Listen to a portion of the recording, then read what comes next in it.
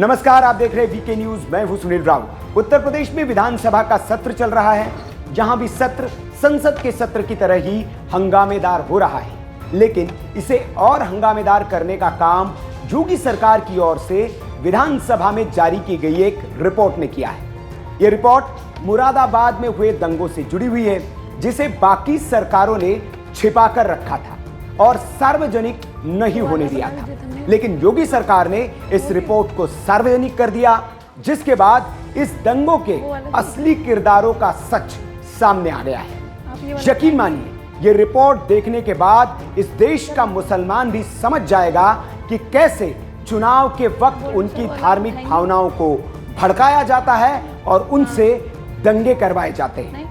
Vote पाने के लिए, सत्ता पाने के लिए ये नेता कैसे इस्लाम का इस्तेमाल कर उन्हें बदनाम करते हैं। किन किन लोगों के नाम इस रिपोर्ट में हैं और क्या क्या साजिशें रची गई थी दंगे फैलाने के लिए, सब बताऊंगा। लेकिन पहले ये जान लीजिए कि मामला है क्या।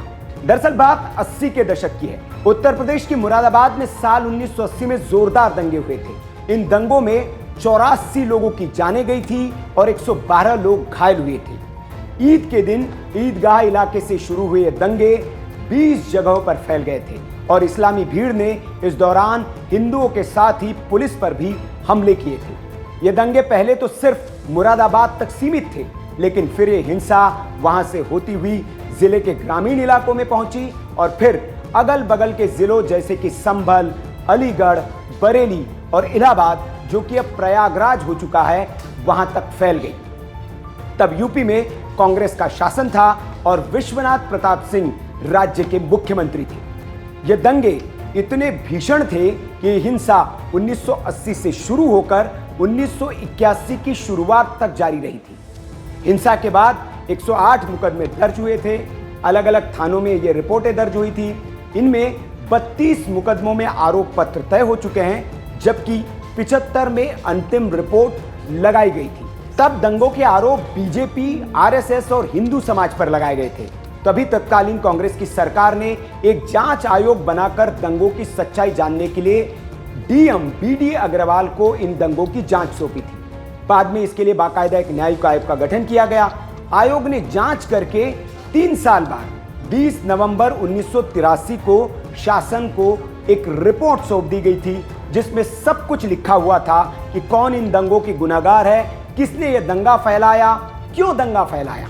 लेकिन उसके बाद किसी दल की सरकार ने इस रिपोर्ट को सार्वजनिक करने की न तो हिम्मत दिखाई और न कोशिश की। आखिर इस रिपोर्ट में ऐसा था क्या जिसे सार्वजनिक करने से सभी सरकारें डरती रही? ऐसा नहीं है कि इसे सार्वजनिक करने की कोशिशें हुई नहीं। अलग अलग सरकारों ने पूरे 14 बार इसे मंत्रिमंडल के सामने रखकर सदन में पेश करने की मंजूरी मांगी थी, लेकिन तुष्टीकरण की राजनीति की वजह से इस मांग को खारिज किया जाता रहा। इस बीच ये रिपोर्ट कुछ साल पहले गायब कर दी गई, लेकिन योगी सरकार ने इस रिपोर्ट को सार्वजनिक करने का मन बना लिया और इसे कड़ी मशक्कत के बाद रिकॉर्ड रूम से खोज निकाला गया। जब ये रिपोर्ट मिली तो फाइनली योगी सरकार ने इस रिपोर्ट को 43 साल बाद अब जनता के सामने रखा है और विधानसभा के पटल पर इसे सार्वजनिक कर दिया है।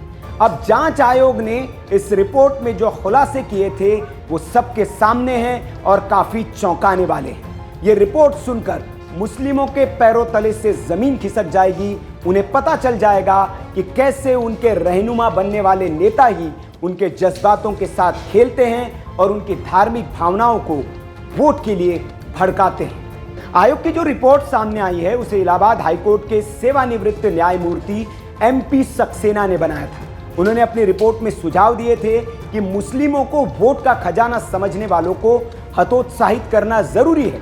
इसके साथ ही इस रिपोर्ट में यह भी कहा गया है कि पाकिस्तान से वीजा लेकर जो लोग आते हैं उनको समय सीमा पूरी होने से पहले ही तुरंत वहां वापस भेज देना चाहिए। इस जांच रिपोर्ट में यह भी सामने आया है कि दंगे आरएसएस, बीजेपी या हिंदुओं की ओर से नहीं किए गए थे, बल्कि शमीम अहमद खान ने इन दंगों की साजिश रची थी और उसे इस दंगों ने फैलाया था। इन्होंने वाल्मीकि, सिख और पंजाबी समाज को फंसाने के लिए 13 अगस्त 1980 को ईद की नमाज के बीच सुअरों को धकेल दिया था और इसके बाद यह अफवाह फैला दी थी कि बच्चों और महिलाओं सहित मुस्लिमों की हत्या की जा रही है। इसी अफवाह के बाद पूरे राज्य के कुछ इलाकों में दंगे फैल गए थे। मुरादाबाद से इसकी शुरुआत हो गई थी। आयोग ने अपनी रिपोर्ट में आगे बताया है कि ईदगाह और अन्य स्थानों पर गड़बड़ी पैदा करने में कोई भी सरकारी अधिकारी, कर्मचारी या हिंदू उत्तरदायी नहीं था। इनमें बीजेपी या आरएसएस की संलिप्तता भी नहीं थी। आम मुसलमान भी इन दंगों में शामिल नहीं था, बल्कि ये केवल डॉक्टर शमीम के नेतृत्व वाली मुस्लिम लीग व डॉक्टर हमीद हुसैन उर्फ डॉक्टर अज्जी और उनके समर्थकों और भाड़े पर बुलाए गए लोगों की करतूत थी। आपको बता दें कि ये वही मुस्लिम लीग है जिसे कुछ दिन पहले मोहब्बत की दुकान चलाने वाले राहुल गांधी ने सेक्युलर बताया था। आयोग ने अपनी जांच में पीएसी, पुलिस और जिला प्रशासन पर लगे आरोपों को भी खारिज कर दिया है और जांच में पाया गया है कि ज्यादातर मौतें पुलिस फायरिंग में नहीं बल्कि भगदड़ की वजह से हुई थी, क्योंकि नमाज के दौरान वहां पर सुअर छोड़ दी गई थी और अफवाहें फैलाई दी गई थी, जिसके बाद भगदड़ मची और जिसमें कई जाने गई थी। इसके बाद इस रिपोर्ट में कुछ सुझाव भी दिए गए हैं ताकि ऐसे दंगे दोबारा न हो सके। इस रिपोर्ट में कहा गया है, पहला सुझाव तो यह था कि पाकिस्तान से जो लोग भी वीजा लेकर आते हैं उनको समय सीमा पूरी होने से पहले ही महीने तक रुकने की अनुमति न दी जाए और उन्हें तुरंत उनके देश वापस भेज दिया जाए। अगर सांप्रदायिक दंगों के मामलों का जो निपटारा है, जो निस्तारण है, उसको न्यायालय में ही होना चाहिए। कोई भी मामला वापस नहीं लिया जाना चाहिए। इससे दो समुदायों के बीच कटुता बढ़ती है। ये भी एक सुझाव दिया गया था। तीसरा कि दंगा होने पर लाउड स्पीकर से जो अफवाहें फैलाई जाती है, फैलाने की बजाय इसका लाउड स्पीकर पर खंडन होना चाहिए और ऐसी अफवाहों से क्योंकि आतंक पैदा होता है जिससे भगदड़ की स्थिति बनती है और इसमें जो बेकसूर लोग होते हैं, बेगुनाह लोग होते हैं, उनकी जान जाती है। आपको बता दें कि इस आयोग की रिपोर्ट में मौत की वजह जो बताई गई थी उनमें से 55 मौतों को भगदड़ के लिए जिम्मेदार माना गया था, जबकि 29 लोगों की मौत जो हुई उसे चोट लगने की वजह से मौत बताया गया था।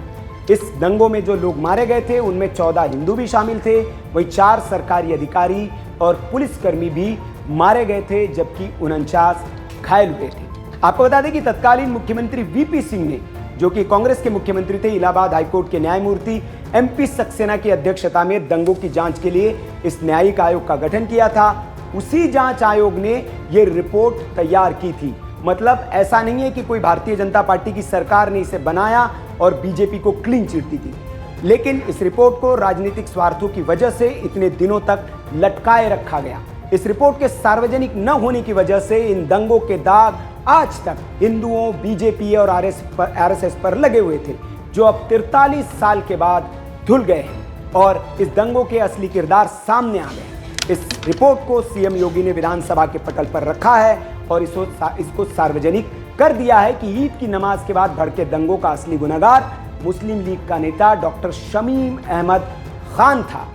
इसे चुनाव में लगातार हार मिल रही थी, इसलिए उसने मुस्लिमों की सहानुभूति बटोरने के लिए दंगे भड़काने की साजिश रची थी, लेकिन फिर भी उसे कामयाबी हाथ नहीं लगी थी।